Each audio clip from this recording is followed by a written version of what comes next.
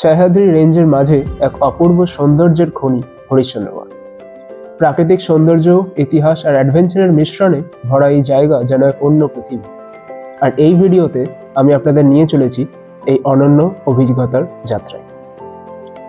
যে কোনো ট্রেকের আগে সবথেকে গুরুত্বপূর্ণ হলো সঠিক প্রস্তুতি। ব্যাগে জল, খাবার আর ট্রেকের জন্য প্রয়োজনীয় সরঞ্জাম নেওয়া হচ্ছে। ঠান্ডাও আছে, আর যেহেতু এটা ট্রেকটা রাতে শুরু হবে সেই জন্য ঠান্ডার জন্য কিছু জিনিসপত্র নিতে হবে। আর অবশ্যই ভুলবো না ভালো একটা জুতো, কারণ ট্রেক মানেই পায়ের উপর ভরসা। জুতো বাঁধা মানে শুধু প্রস্তুতি নয়, এটা যেন এক প্রতিজ্ঞা যে যাই হোক শৃঙ্গ জয় করবই।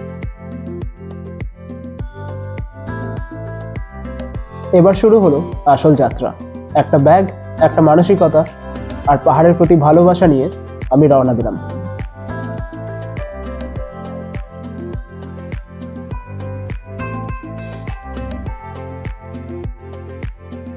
এই ট্রেনের সফর শুধু যাত্রার এক অংশ নয়, এটা যেন ট্রেকের প্রথম ধাপ। আমাদের গন্তব্য কসারা, যেখান থেকে শুরু হবে হরিশ্চন্দ্রগড় ট্রেক। তাহলে চলুন একসাথে দেখব সহ্যাদ্রির অপরূপ সৌন্দর্য। হরিশ্চন্দ্রগড় আমাদের ডাকছে, শুরু করি এই অনন্য যাত্রা। আপনাদের সাথে আছি আমি, প্রতীক, আর আপনি দেখছেন আমার ট্রাভেল ব্লগস।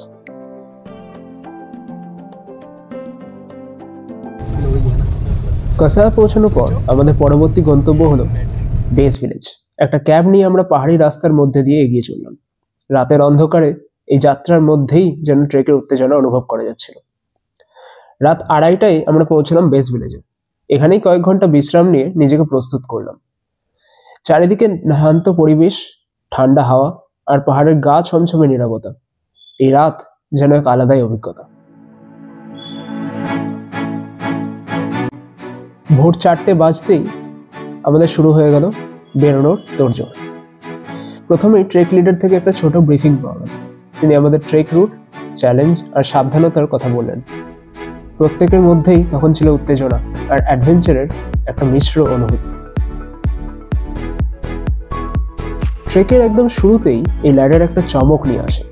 মাঝরাতের এই মুহূর্তে আমাদের রোমাঞ্চ আরেকটু বেড়ে গেছে। অন্ধকারে টর্চের আলো আর পাহাড়ের ছায়া এক ভিন্ন রকম অভিজ্ঞতা তৈরি করেছে।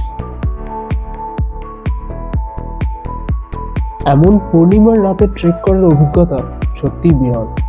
পাহাড়ের মাথার উপর ঝলমল করতে থাকা চাঁদ যেন পুরো পরিবেশকে স্বপ্নময় করে তুলেছে। কয়েক মুহূর্ত থেমে আমরা এই দৃশ্য ক্যামেরায় বন্দি করলাম। এই দৃশ্য কখনো ভুলব না। গভীর অন্ধকারের মাঝে টর্চের আলো আর আমাদের পায়ের শব্দ, এই শান্ত পরিবেশে আমরা এগিয়ে চলেছি। পাহাড়ের পথে আমাদের প্রতিটি ধাপ যেন এক নতুন গল্প তৈরি করছে। ঠিক তখনই সূর্য প্রথম তার আগমনের জানান দিল। পাহাড়ের পেছন থেকে আসা প্রথম আলোক রশ্মি যেন প্রকৃতির এক নতুন দিনের শুরু ঘোষণা করল। এই দৃশ্য, এই মুহূর্ত আর এই সৌন্দর্য, এটি একদম মুগ্ধ করে দেওয়ার মতো। সূর্যের আলো পাহাড়ি পথকে উজ্জ্বল করে তুলল। দিনের আলোয় আমরা ধীরে ধীরে আরো উপরে উঠছি। প্রত্যেকের মুখে তখন ক্লান্তি কম আর উত্তেজনা বেশি। যত উপরে উঠছি বাতাস ততটাই তীব্র হয়ে উঠছে। এই তীব্র বাতাসের মাঝে ছোট ছোট গাছ আর ঘাসগুলো নড়াচড়ার জন্য জীবন্ত এক প্রকৃতির নৃত্য। প্রকৃতি এখানে তার পুরো সৌন্দর্য উন্মুক্ত। শেষমেশ আমরা পৌঁছে গেলাম আমাদের গন্তব্যে, কঙ্কনকারা। এটি শুধুই ট্রেকের শীর্ষ নয়, বরং এটি আমাদের সমস্ত পরিশ্রম আর উত্তেজনার ফল। ওপরে দাঁড়িয়ে চারিদিকে দৃশ্য দেখলে মনে হয় এই পৃথিবী কতটা বিশাল আর কতটাই না সুন্দর।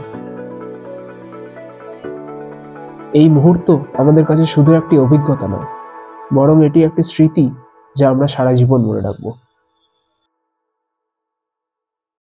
কঙ্কনকারার শীর্ষে পৌঁছানোর পর কিছুক্ষণ বসে প্রকৃতির সৌন্দর্য উপভোগ করা, এটা সত্যি এক অনন্য অভিজ্ঞতা।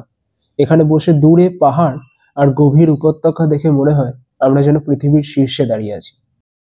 এমন সুন্দর পরিবেশে ম্যাগি খাওয়ার মজাই আলাদা। হালকা বাতাস, চারপাশের প্রকৃতি আর ট্রেকের ক্লান্তি সব মিলিয়ে ম্যাগি আর চা যেন একদম পারফেক্ট ব্রেকফাস্ট।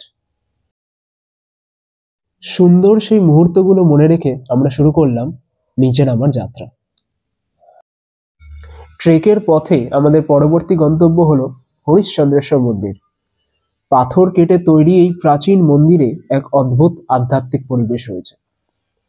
এখানকার স্থাপত্য সত্যিই মুগ্ধ করে। এরপর আমরা গিয়েছিলাম কেদারেশ্বর গুহা মন্দিরে। প্রায় 2000 বছরের পুরনো এই মন্দির ইতিহাস আর আধ্যাত্মিকতার সাক্ষী। এখানে শিবলিঙ্গের উপর জল ঢেলে এক পবিত্র মুহূর্তের অভিজ্ঞতা করে।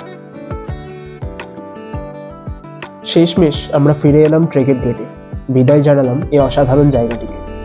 গাড়িতে ফেরার পথে সবাই একে একে ঘুমিয়ে পড়ল। ক্লান্তি আর সন্তুষ্টি যেন আমাদের সঙ্গী। এই ছিল হরিশ্চন্দ্রগড় ট্রেকের পুরো যাত্রা। আশা করি এই ভিডিও আপনাদের ভালো লেগেছে। যদি ভালো লাগে তবে লাইক আর সাবস্ক্রাইব করতে ভুলবেন না। আমি প্রতীক, আপনার সাথে আবার দেখা হবে এক নতুন জায়গায়।